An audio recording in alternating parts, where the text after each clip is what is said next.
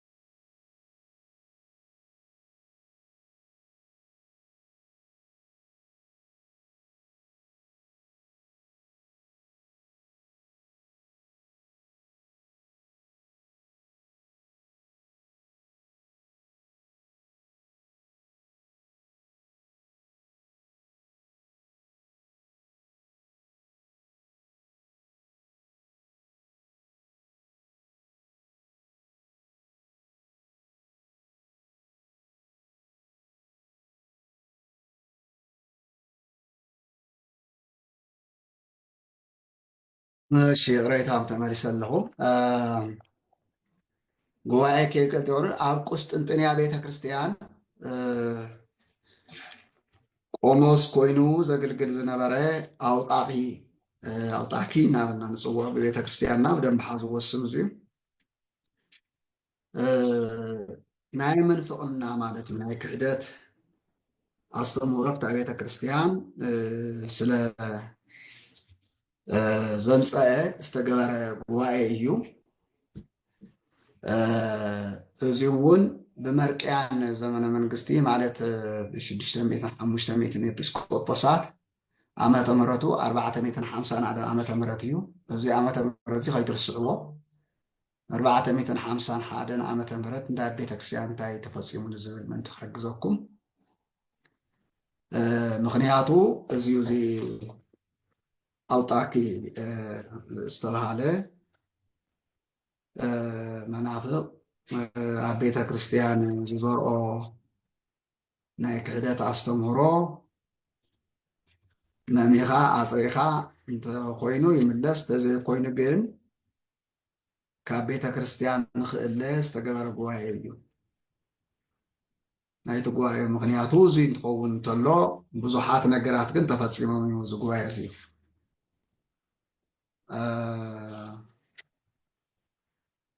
ስለዝኾነ ኣበይ ተኻይዱ ንዝብል ድማ ኣብ ኬልቄዶን ዝበሃል ዓብይ ከተማ ሕዚ እውን ስም ዘይተቐየረን ዓዲ ድማ ቆስጥንጥንያ ይበሃል። መብዛሕትኦም ተሪኹም ኣብ ቆስጥንጥንያ ምክንያቱ ናይ ቆስጥንጥንያ ቤተክርስትያን ሓላፍነት ናወሰርቲ ጉባኤ ክግበር ትገብር ስለ ዝነበረት ማለት እዩ። ስለዚ ኣብዚ ግዜ እዚ ድማ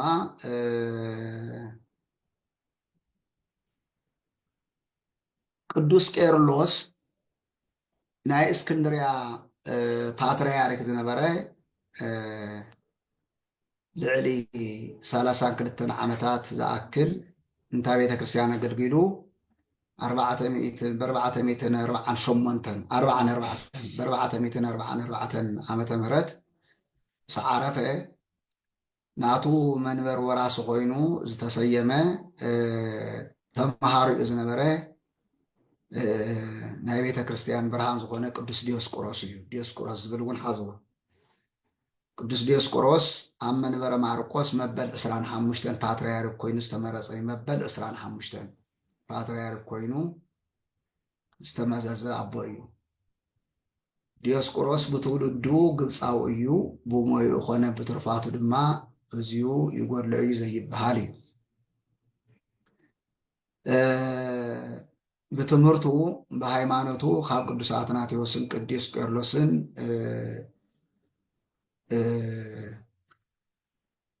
ፈለገ ተኸቲሉ ንኦርቶዶክስ ተዋህዶ ሃይማኖት ብጣዕሚ ተቆርቋሪ ጥራሕ ከይኮነ ዝተማጓቲ ተኸራኻሪ ሓላዊ ዝነበረ እዩ። ስለዝኾነ ቅዱስ ዲዮስቆሮስ እናተመርሐት ናይ እስክንድርያ ቤተ ክርስቲያን ኣብ ዝነበረትሉ ዘመን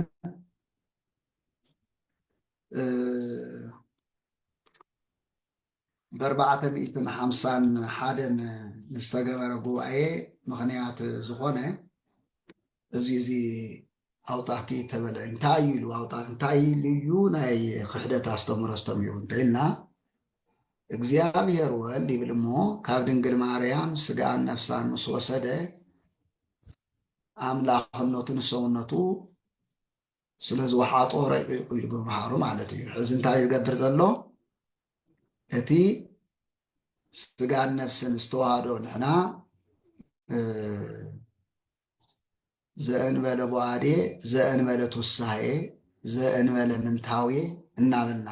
ብዘይ ምክፍፋል ብዘይ ምጥፍፋ ብዘይ ምውሓጥ እንደገና ኣብ ክልተ ብዘይ ምኽፋል ሓደ ፍጹም ኣምላኽ ብተዋህዶ ኢልና ነምህሮ ትምህርቲ ተምህሮ ቤተ ክርስቲያን ዝነበረት ትምህርቲ ንሱ ግን እግዚአብሔር ወልድ ካብ ድንግል ማርያም ካብ ስጋ ስጋ ካብ ነፍሳ ነፍስ ወሲዱ ምስ ተወለደ ኣምላኽነቱ ንሰውነቱ ስለዝወሓፆ ረቂቁ ኢሉ ብምሃሩ እዩ እቲ ጉባኤ ክካየድ ተኻይዱ።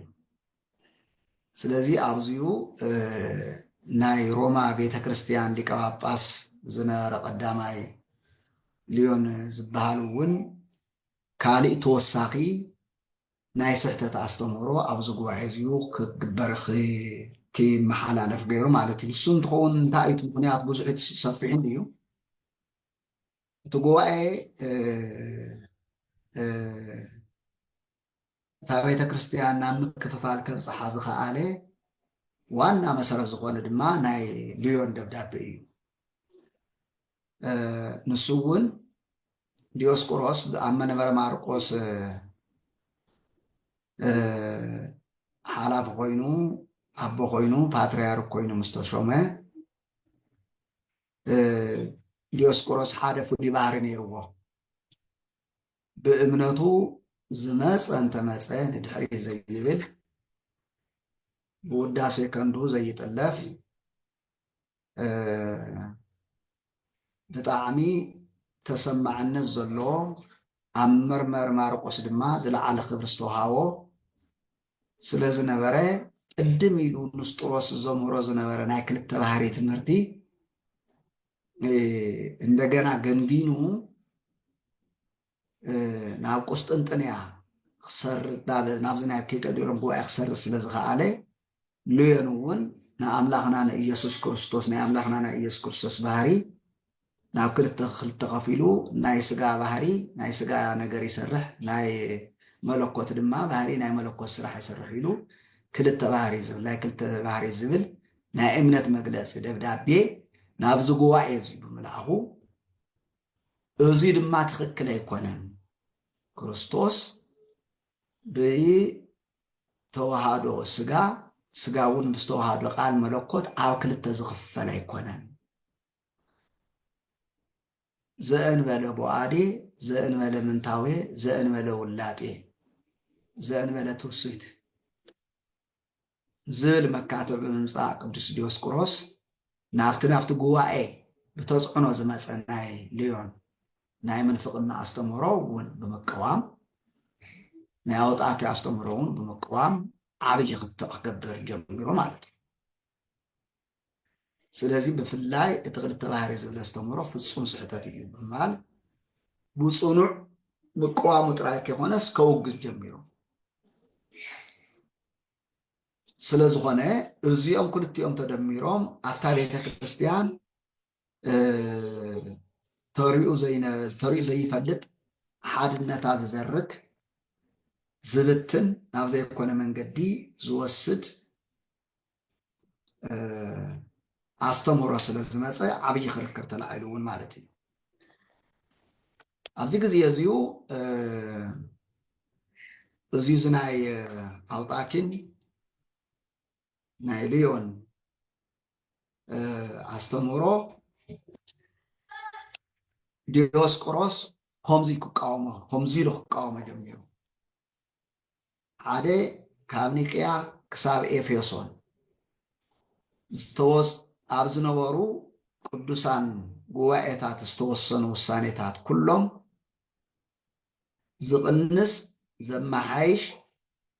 ኣብቶም ተወሰኑ ውሳኔታት ዝቕንስ ዘመሓይሽ ምክንያቱ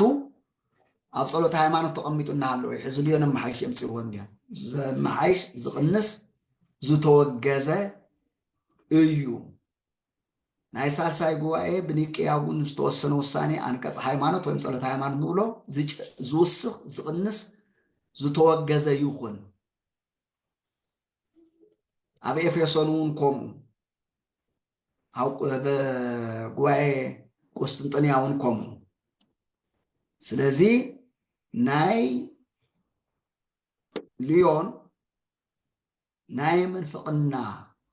ትእዛዛዊ ደብዳቤ በፍጹም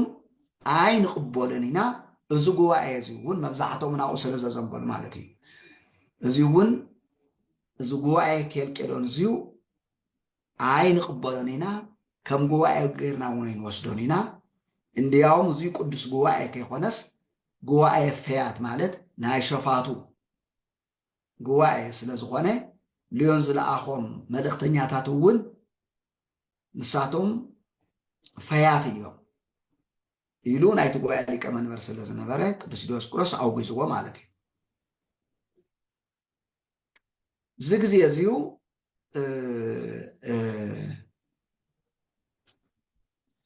ናይ ሮማ ቤተ ክርስቲያን ዝመርሕ ዝነበረ ልዮ ብጣዕሚ ስለተናደደ ኣብ ቅዱስ ዲዮስቆሮስ ብዙሕ መከራን ስቃይን ክበፅሕ ገበረ ማለት እዩ ብዙይ መሰረት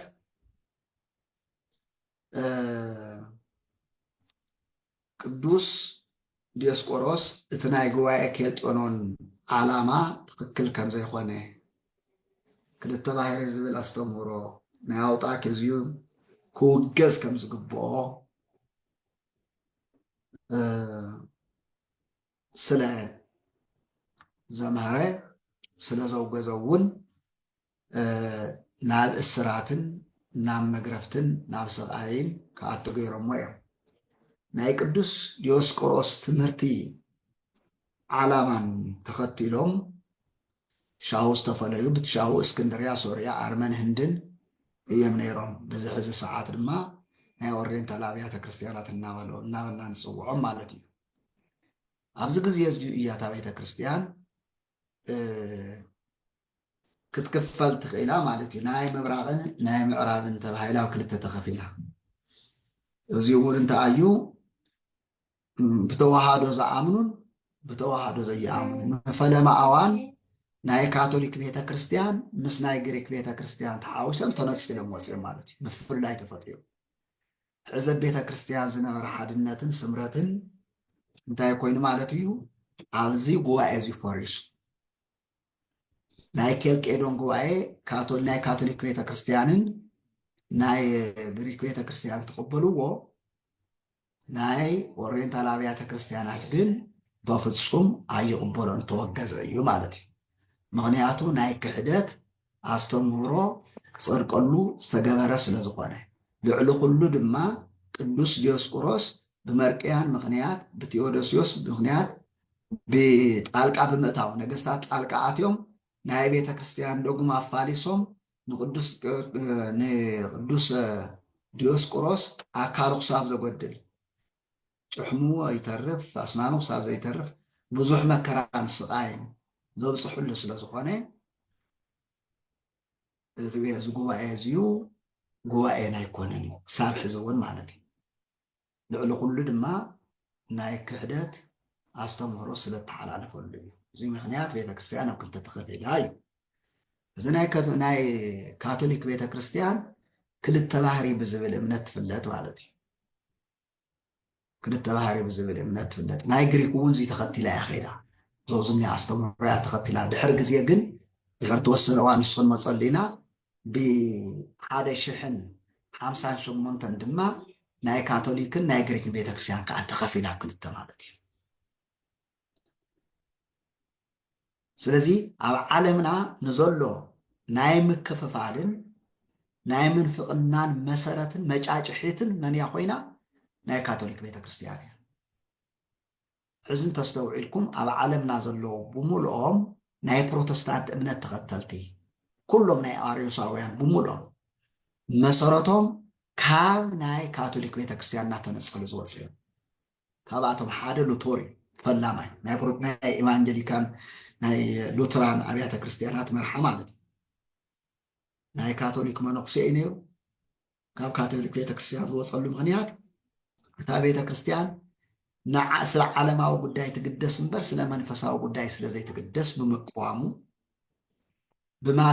ብመንፈሳዊ ህይወት ከይኮነስ ብማተርያል ነገር ተኣምን ምዃና ብምቃወሙ ነታ ቤተክርስትያን ተቃዊሙ ስለ ዝወፀ ካብቲ ዝነበሮ እምነት ናይ ካቶሊክ እምነት ወፅዩ ናብዘይ ካሊእ እምነት ኣትዩ ካሊእ ሓድሽ እምነት መስሪቱ ሎማ ዓለም መከራ ዝንያ ንኩሉ ካብኡ ብድሕሪኡ እውን መዓት እዮም መፅእ መሰናክልና ኮነት ቤተክርስትያንና ምኽፋል ቀዳመይቲ እያ ናይ ካቶሊክ ቤተክርስትያን ታሪክ ምስኩን ሕዘለና ብስኹ ንፈልጦ ኣለና እቲ ናይ ጉባኤ ኬልቄዶን ናይ 451 ዓመተ ምህረት ዝነበረ እውን እቲ ዝነበረ ምክፍፋል ዘምፀአት ኣብ ዲዮስቆሮስ እርምጃ ክውሰድ ማለት እቲ ብሃይማኖቱ ብምፅንዑ ብውሳኔኡ ብምፅንዑ መከራን ስቃይን ክበፅሖ ዝገበረት ቤተክርስትያን ናይ ካቶሊክ ቤተክርስትያን እያ ስለ ዝኾነ ኣብ ኩሉ ቁፅሪ ሓደ ንቤተክርስትያን ንምክፍፋልን ንመናፍቃንን ተጠቃሲት ንሳ እያ እዩ ክሳብ ሕዚ እውን ደጉማ በየግዚኡ ናብ መሓይሸት እናለወጠት ከም ልብሲ ትመፅእ ዘላ ንሳ እያ ክሳብ ሕዚ ብሃይማኖትን ብናይ ቀደም ብቡልያትን ብሃዲሳትን ብቅዱሳት ኣቦታትና ትውፊትን ኣስተምህሮን ካብ መሰረታ ንቕንቕ ዘይበለት ናይ ኦርቶዶክስ ተዋህዶ ሃይማኖት እያ ስለ ዝኾነ ናይ ኬልቄዶን ጉባኤ ክንዛዝሞ እንተለና ከመይ ጌርና ኢና ክንሪኦ ዝግበአና ናይ ዲዮስቆሮስ ጉባኤ ብሃይማኖቱ ፀኒዑ ናይ ልዮ ኣስተምህሮን እምነትን ኣይንቕበልን ኢሉ ክሳብ መወዳእታ መስዋዕትነት ዝኸፈለሉ ኣውጣኪ ዝተባሃለ መናፍቅ ዝተወገዘሉ ናይ ልዮን ጦማር ድማ ናብዚ ጉባኤ እዚ መፅኡ እንታይ ቤተክርስትያን ዝኸፋፈለሉ ናይ ምስጢረ ስጋዌ በተለይ ድማ ናይ ባህሪ ትርጉም ብተዋሃዶን نحنا ተዋህዶ ኢና ንበሃል ንሳቶም ካቶሊካውያን ድማ መለካውያን ይበሃሉ መለካውያን እዚ ሓድሽ ቋንቋ ክትዕዝዎ ትኽእሉ ኢኹም መለካውያን ይበሃሉ መለካዊ ማለት ምስ ነገስታት ተጸጊዑ ናይ ነገስታት ስምዒት እናረአየ መብዛሕትኡ ግዜ ንነገስታት ዘጉብድድ ናይ ነገስታት ትእዛዝ ዝፍጽም ማለት እዩ ናይ ነገስታት ትእዛዝ ዝፍጽም ማለት እዩ ስለዚ ንሳቶም መለካውያን ይበሃሉ ንሕና ድማ ተዋህዶ ተባሂልና ንጽዋዕ ማለት እዩ ስለዚ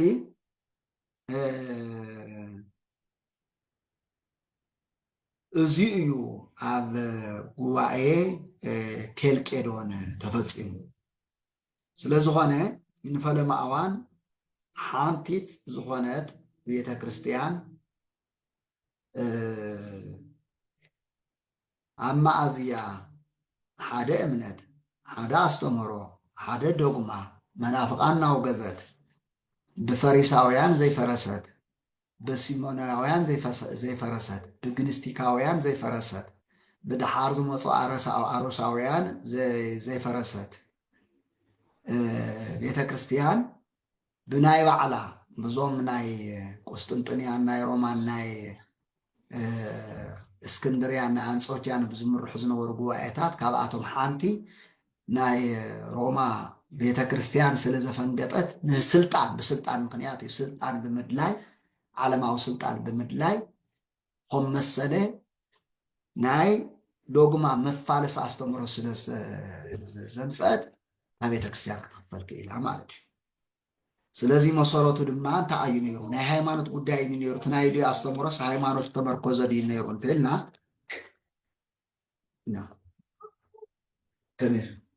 እንተኢልና ኣይኮነን እዩ ዓላምኡ ናይ ሮማ ቤተ ክርስቲያን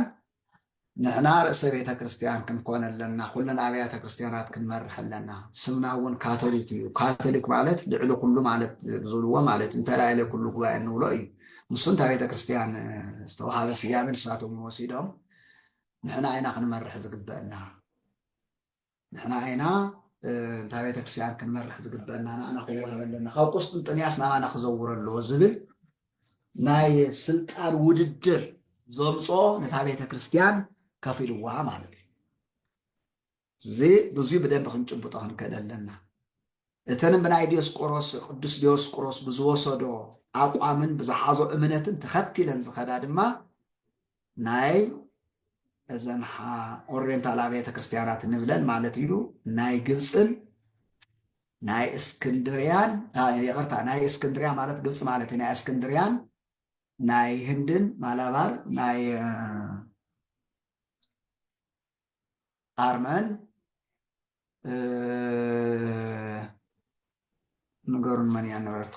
አርመን ወሰወን ኩለንም ጽወን እስቲ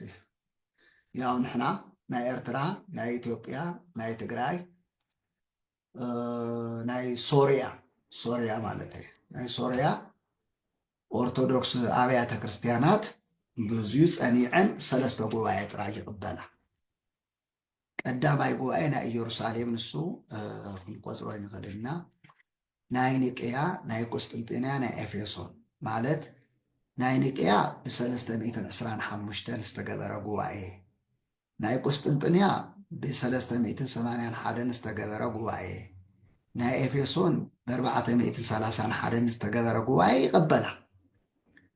ኣብዚ ዝተወሰኑ ናይ ሃይማኖት ውሳኔታት በፍጹም ይሰዓሩን እዮም ዶግማ ይባሃሉ እዚኣቶም ይዘልቁ ክሳብ ሕዚ መምርሒ ካብዚኣቶም ከምቲ ቅዱስ ዲዮስቆሮስ ዝበለ ማንም ከም መሓይሾም ከም ድላዩ ብዝደለየ መልክዕ ክወስዶም ኣይኽእልን ካብዚ የፈንጊጠ ያድሓር ወፅያታ ናይ ካቶሊክ ቤተክርስቲያን ማለት እዩ ትዘገርም ዘናድድ ግን ናይ ቁስጥንጥንያ ቤተክርስቲያን ዝነበረ ሻው ናይ ግሪክ ቤተክርስቲያን ንብል ሕዚ ማለት እዩ ናይ ቢዛንታይን ንካቶሊክ ተኸቲላ ያው ምዕራባውያን ስለ ዝበሃሉ ንካቶሊክ ተኸቲላ ምኻዳ እዩ ድሓር ግን ተፈልያ ንሳውን ስለዚ ንሎም መዓንቲ ብዙይ መልክዕ ንርዳእ ይሕፅር ኣቢለ ከርድአኩም መኪረ ንምንታይስ እንድሕር ኣስፊሕናዮ ካሊእ ግዜ ነቲ ሓደ ዘለዎና ናይ ጥያቄን መልስን ክስታይ ከጽግመና ስለ ዝኽእል ኢለ ዝመፅረ ዘለኹ ንማንኛውም ነገር ኣሲ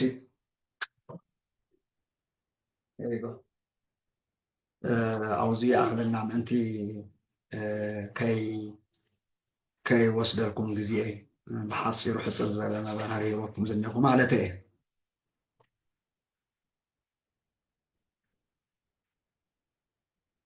እዚ ናብ ጥያቄን መልስን ክንኣቱ ንኽእል ኢና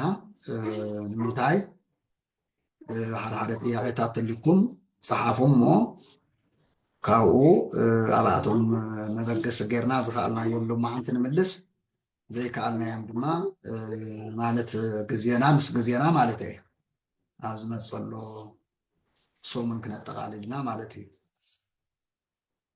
ስለዚ ናይ ሎማዓንቲ ኣነ ክጥይቀኩም እምበኣር ናይ ኬልቄዶን ጉባኤ ዝተገበረ መዓዝ ዓመተ ምህረት እዩ ዝብል መልሱ ብ451 ብዝብል ንሓዞ ምክንያቱ የፋልሱና ሓደ ግዜ 451 ይብሉ ሓደ ግዜ ሓዙለይ ሞ ሬታ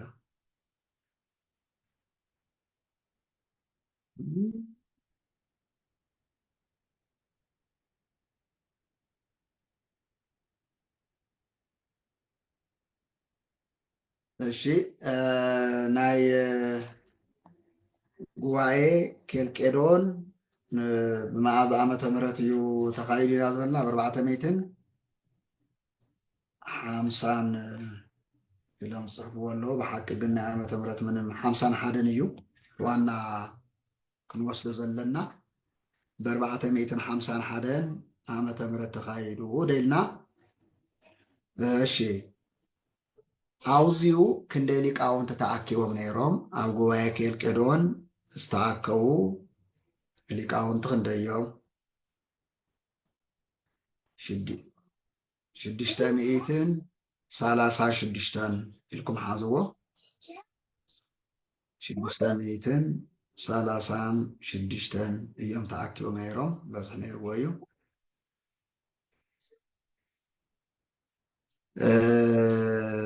ምናልባት ዘይገለጽክልኩም እንተኮይኑ እቲ ጉባኤ ብተፈላለዩ ሊቃነ መናብርቲ እዩ ተመሪሑ ናይ ሉዮን ናይ ሮማ ፖፕ ወይ ሊቀ ጳጳስ ዝለኣኾም ተወከልቱ መሪሖም እዮም ብተወሳኺ እውን ናይ ቁስጥንጥንያ ሊቀ ጳጳስ ዝነበረ ኣትናልዮስና ካልኦት ናይ መንግስቲ ተወከልቲ እውን ኮይኖም መሪሖም እዮም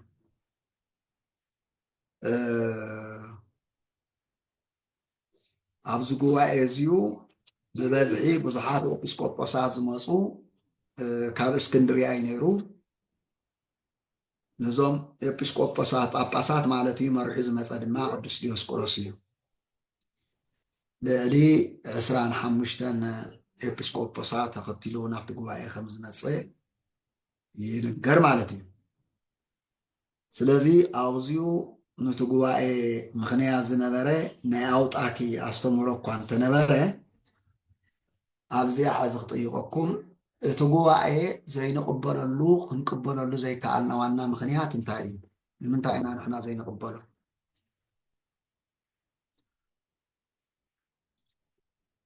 ንምንታይ ንሕና ዘይንቅበሎ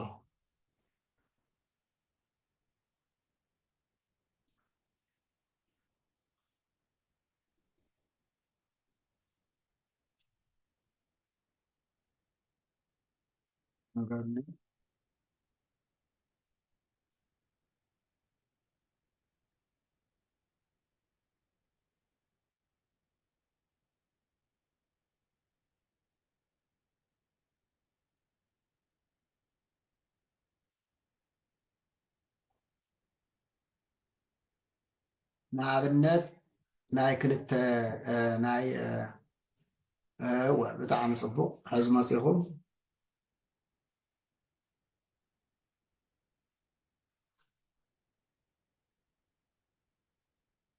ክልተ ባህሪ እንትበሃል እንተሎ ግልፂ ኮነልኩም እግረ መንገድኩም እንታይ እዮም ዝብሉ ካቶሊክ ጎይታና መድኃኒና ኢየሱስ ክርስቶስ ንኣብነት ኣብዛ ዓለም መጽ ይኮነን ምግቢ ከም ተመገበ ንፈልጥ ኢና እንደገና ድማ ከምዚ ነብዐውን ንፈልጥ ኢና እዚኣቶም ዞም ኩሎም እዚኣቶም ዝገብሮም ዘሎ ብናይ ስጋ ባህሪ ይብሉ እሞ ሕሙም ትፍውስ ተሎ ብባሕርን ትኸድ ተሎ ዝሞተ ተተስእ እንተሎ ከዓ ንብሉ እዚኣቶም ከዓ ብመለኮታዊ ባህሪ እዩ ዝገብሮም ኢሎም ዘምርዎ ንሕና ግን ከምኡ ኣይኮነን ብምፍልላይ ኣይኮነን ምክንያቱ ቃል ስጋ ኮነ እንትንብል ተለና ናይ ስጋ ገንዘብ ንቃል ናይ ቃል ገንዘብ ንስጋ ኮይኑ እንትንብል ተለና ብተዋህዶ ሰብ ፍጹም ኣምላኽ ኮይኑ ኣምላኽ ድማ ፍጹም ሰብ ኮይኑ ኢና ንብል እዚኣ ሓዝዋ ብኸመይ ብዘይ ምግንፃል ብዘይ ምፍልላይ ብኸመይ ብዘይ ምልዋጥ እንደገና ደግሞ ብዘይ ምትሕዋስ ብዘይ ምድብላቅ ግን ብተዋህዶ ኢልና ነምህሮ ማለት እዩ ስለዚህ መንታነት ዝበሃል የለን መንታ ማለት ክልተ ማለት እዩ ስለዚህ እዚ እዩ እዚ ስለ ዝኾነ እዚ ናይ ክልተ ባህሪ ኣስተምህሮ ድማ ጽሒፉ ናብቲ ጉባኤ ዝሰደደ መን እዩ ኢልና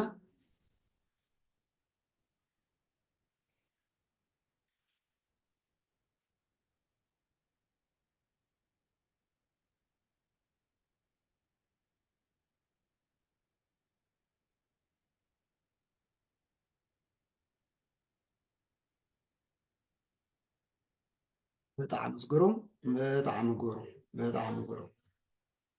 جرم لكم توساخي أزيو ليون مصحافو أبزقوا أزيو ناي ليون أستمهرو نتوم ناي ورينتا العبيات كريستيانات توكل تمريحو عين قبلن يلو بموغازو مكران سقاين زوصحو منيو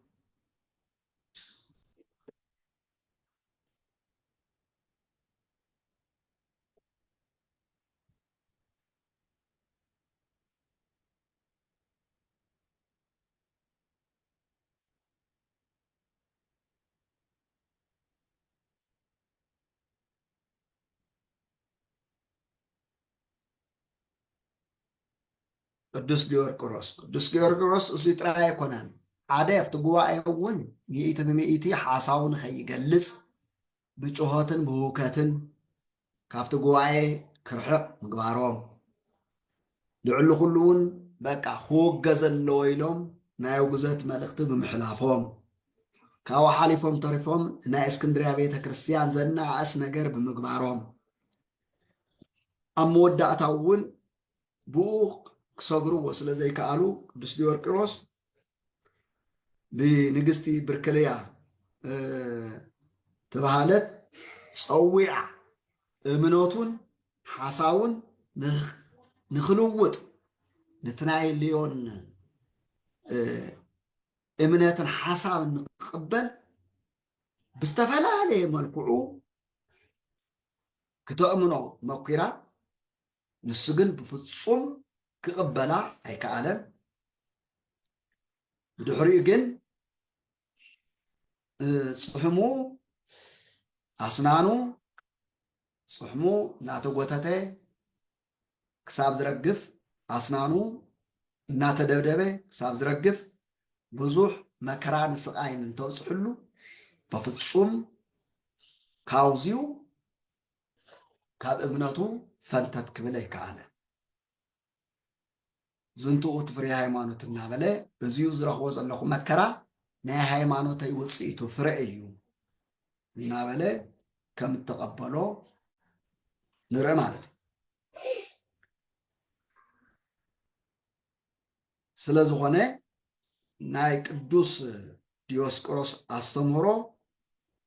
ዓላማ ነቲ ዝነበረ ጉባኤ ምቅዋም ንኣና ኣብነት ኮይኑ ክሳብ ሕዚ ኣስጊሩና ኣሎ እዚ ንወስዶ እዩ ብጣዕሚ ፅቡቅ ቤተ ክርስቲያን ክሳብ 451 እንታይ ዓይነት ዶጉማ ነይርዋ? ሓደ ዓይነት፣ ክልተ፣ ሰለስተ።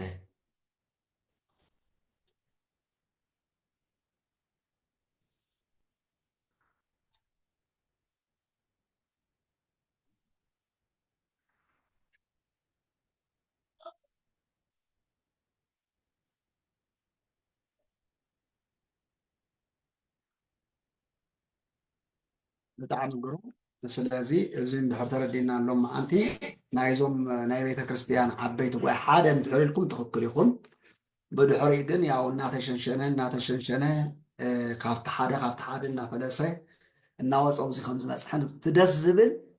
ካብዞም ኦርቶዶክስ ኣብያተ ክርስቲያናት እዚኣቶም ካብቶም ሻው ብሃይማኖቶምን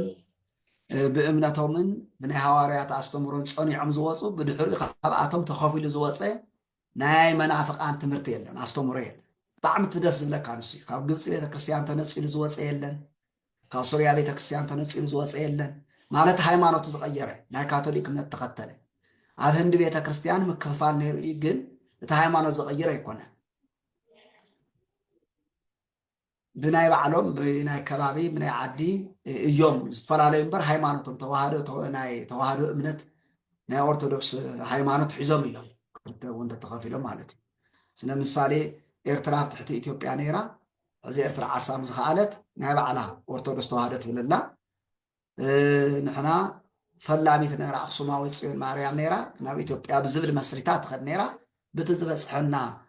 ጆኖሳይድ እታ ቤተክርስትያን መራሕቲ እታ ቤተክርስትያን ኣይኮነትን፣ እታ መራሕቲ ቤተክርስትያን ህዝበ ክርስቲያን እናጠፍእ ስለ ስቑኢሎም ስለ ዝረኣዩ ልዕሊ ኩሉ ድማ ካብ ምዚኣቶም ንሓብር ምስ ሸይጣን ይሕሸልና ስለ ዝበሉ ብሃይማኖትን ብስርዓትን ብኸይድን ምዚኣቶም ሓቢርካ ምግልጋል ስለ ዘይኽእል ናይ ትግራይ ኦርቶዶክስ ተዋህዶ ቤተክርስትያን ከዓ ናብ ንቡራ ተመሊሳ ዓርሳ ኸኢላ ኣላ ማለት እዩ። ሕዚ ብዙ ኢና ንወስዶ ማለት ናይ ካልእ ናይ እምነት ግን ኣይተኸፈለን እዩ። ኣብ ካቶሊክ ግን መዓት እዩ ብድሕሪኡ እናተኸፈለ መፅኡ እዚዩ ኣስፋሕ ቢልና ክንዕዞ ኣለና። ልክዕ ሓደ ሰዓት ኣሎ። ስለዚ ሓደ ክልተ ጥያቄ ክምልስ ሕዚ ፀሓፉ።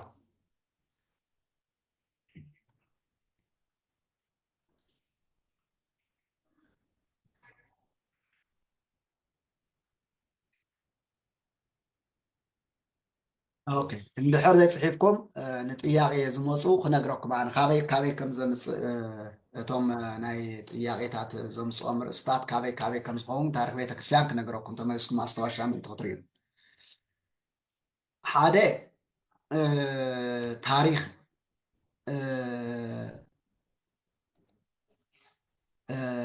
ቤተክርስትያን ብክንደይ ይኽፈል ዝብል ንሱ ረእይዎ ኢኹም ካብኡ ክመፅእ ይኸውን እዩ። ቤተክርስትያን ብክንደይ ይኽፈል ይኹን ካብ ብድሕሪኡ ብቅደም ሰዓቡ ነቕምጥ ክብል ይኽእል እየ። ካብኡ ቀፂሉ ናይ ቤተክርስትያን ባህርያ እንታይ እዩ? ባህርያ እንታይ እዩ? ሳልሳይ ቤተክርስትያን ዝተመስረተትሉ ትክክል ዝተመስረተሉ መዓዝ እዩ ዝብል እታ ፈላመይቲ ቤተክርስትያን ተባሂላ ትፅዋዕ ኸ መን እያ ዝብል ሓዝዎ። ካብኡ ቀፂልና ንፈለማ እዋን ቤተክርስትያን ዝተመስረተት ኣበ እዩ ምስ በልና ናይቶም ንፈለማ እዋን ኣብ ፈለማ ግዜ ዝነበሩ ክርስትያን ሂወቶም እንታይ ይመስል ከም ዝነበረ እውን ተማሂርና ኢና። ንሱ ረእይዎ ኢኹም። ካብኡ ናይ ጎይታና ናይ መድሓኒና ኢየሱስ ክርስቶስ ካብ ልደቱ ጀሚሩ ክሳብ ዕርገቱ ዘሎ እውን ተወሰኑ ካብኣቶም ሓደ ሓደ ቅልል ዝበሉ ጥያቄታት ክመፅእ እዩ። ብምቕፃል ድሕሪ በዓለ ጰራቅሊጦስ ዘሎ ያው ናይ ሃዋርያት ሂወት እንመን እዮም እቶም ሃዋርያት እውን ዝብል ወይም ንኣብነት ከመ ገይረ እየ ንምሳሌ ቅዱስ ጴጥሮስ ዝተፀውዐሉ ስፍራ ክብል ይኽእል እዩ። ቅዱስ ጴጥሮስ ካብ ዝተፀውዐሉ ስፍራ ኢየሩሳሌም፣ ይሁዳ፣ ገሊላ ወይም ደሞ እዚ ክብል ከለኹ ኣወስተውዕሉ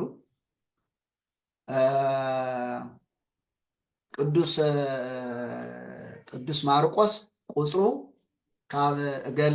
ሃዋርያት ድዩ ካብ ሰብዓ ኣርድእቲ እዩ ክብል ይኽእል። ከምኡ መሰለ ክመፅእ ይኽእል እዩ። ኣብ መወዳእታ ቅዱስ ጴጥሮስ ወይም ቅዱስ ጳውሎስ ወይም ቅዱስ ማቴዎስ ዘምሃረሉ ዓዲ ዘምሃረሉ ኣበዩ ዝብል ብምርጫ ክመፀልኩም እዩ ምምላስ እዚ ምስበልና ድሓር ኣብ ቤተ ክርስቲያን ዝበፅሐ ስደት ኣብ ቤተ ክርስቲያን ዝበፅሐ ስደት ቤተ ክርስቲያን ብንመን ነገስታት እዩ ስደት በፅሒዋ ንኣብነት ተፈላማይ ስደት ዝበሃል ብመን ንጉስ ነይሩ ካልኣይ ዶሜኣና ዝተባሃለት ሰማይት ንምንታይ እያ ሰማይትነት ክትቀበል ክኢላ ዝብል ኣብያተ ክርስቲያናት ይተዓፀዋ ኣብያተ ጣዖታት ይከፈታ ኢሉ ኣዋጅ ዝኣወጀ ንጉስ መን እዩ ንቤተ ክርስቲያን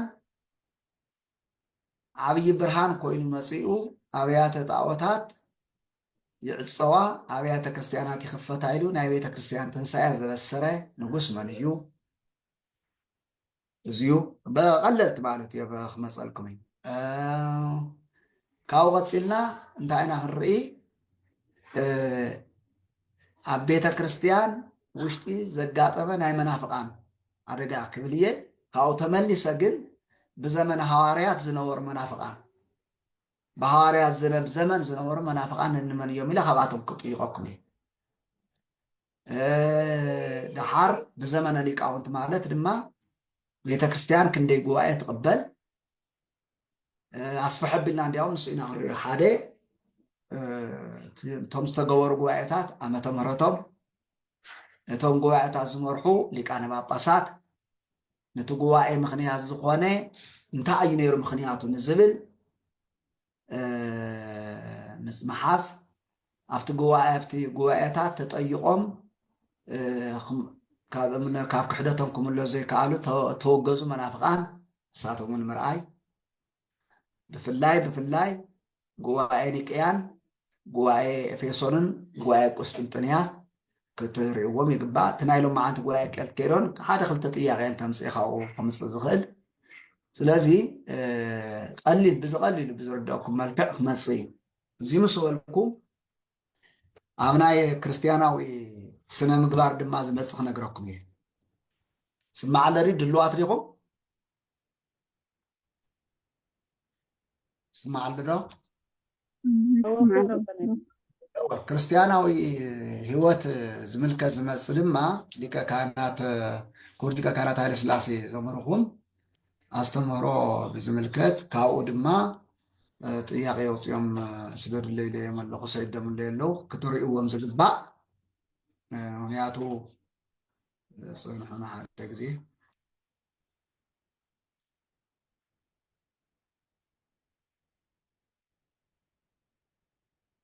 እሺ ማፅ ኣለኹ ኦኬ እሺ ካብዚ ድማ እንታይ ትሪኡ ክርስቲያን ማለት እንታይ ማለት ከም ዝኾነ ረአዩ ካብኡ ጥምቀት ዝብል እውን ረአዩ ንስሓ ቁርባን ኣብ ንስሓን ኣብ ቁርባን ኣድላይነቱ እንታይ እዩ ክትሪኡ ኣለኩም ኣብ ጥምቀት ድማ ናይ ህፃናት ጥምቀት ኣሎ እዩ ናይ ዓበይቲ እውን ጥምቀት ኣሎ እዩ ኣብኡታት እውን ዘምሃርኩም መሰረት ካብኡ ናይ ሓደ ክርስቲያን ግቡእነቱ እንታይ እዩ ዝብል እውን ተወሰነ ደረጃ ሓዙ ሓደ ክርስቲያን ሓላፊነቱ እንታይ እዩ ግቡእ እንታይ እዩ ዝብል ማለት እዩ ፍረ መንፈስ ቅዱስ ዝበሃል እንታይ እዩ ዝብል እውን እዚኦም እውን ብደንቢ ይሓዝዎም ኢኹም ካብኡ ጸሎት ዝብል እውን እዚኣቶም መማረፅ ኣለዎም ሃና በልና እናጥይቐኩም ካብኡ ትክክለኛ መልሲ ትምልሱ ማለት እዩ ሓደ መልሲ ኣሎ እዩ ካብኡ መበለ ነገር ግን ካብዚ ይሕልፍ ኣቢልኩም ክትፅሕፉ እውን ክትግደዱ ኢኹም ዘይትፅሕፉ እንተለኹም ኣቐዲምኩም ንገሩኒ ንኣብነት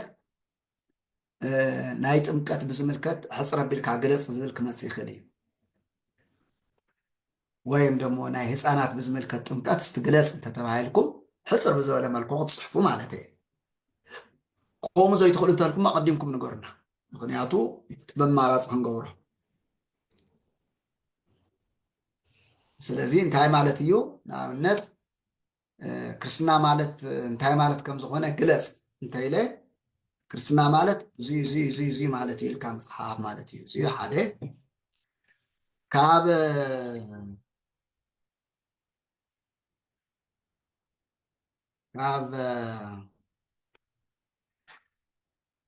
ክብረ ቅዱሳን ድማ ክነግረኩም እየ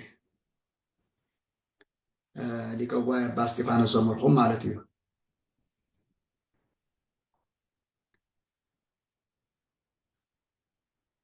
ክብረ ቅዱሳን ድማ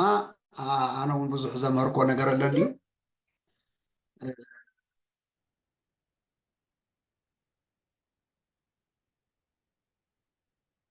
ናይ ቅዱሳን ናይ እግዚኣብሔር ቅድስናና ናይ ቅዱሳን ቅድስና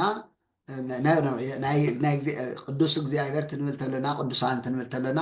ክንፈልጦ ኣለና እቲ ቅዱስ ናይ ቅዱሳን ቅድስና እስከመ እዩ ንዝብል ረእይዎ ቅዱሳን ሃዋርያት ፍፁማን ዝኾኑሉ ግዜ መዓስ ከም ዝኾነ መዓዝ እዩ ንዝብል እውን ረእይዎ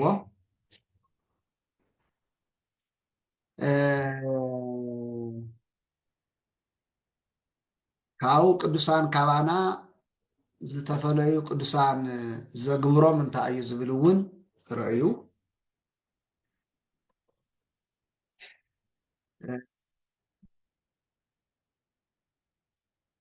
ካሊእ ሓሶት ወይም ሓቂ ዝብል እዩ ትመልሱ ንሱ ብዙሕ ዘብለኩም ቁርተ እዮም ናይ ሓደ ሓሙሽተ ዝኾነ ያን ካብ ክብረ ቅዱሳን መፅኦም ግን ኣነ ክውስኽ እየ ኣነ እውን ብዙሑ ክልተ ግዜ ስለደኸምኩ ካብኡ ቅዱሳን ንብሎም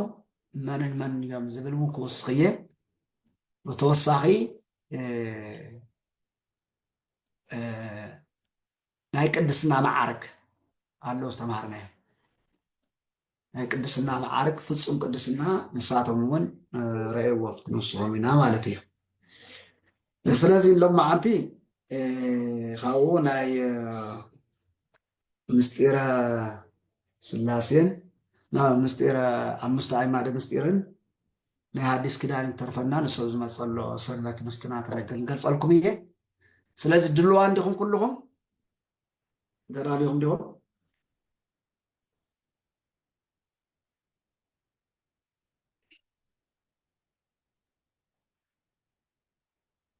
ኣንቲ ጥራይ እኒያ መልኣከ ኪሮስ ስብሃት ላክ እዚኣቶም ተዳሊናዮም ለለዉ ወኩሉ እዩ ብጣዕሚ ፅቡቅ ገይሮም ብጣዕሚ ፅቡቅ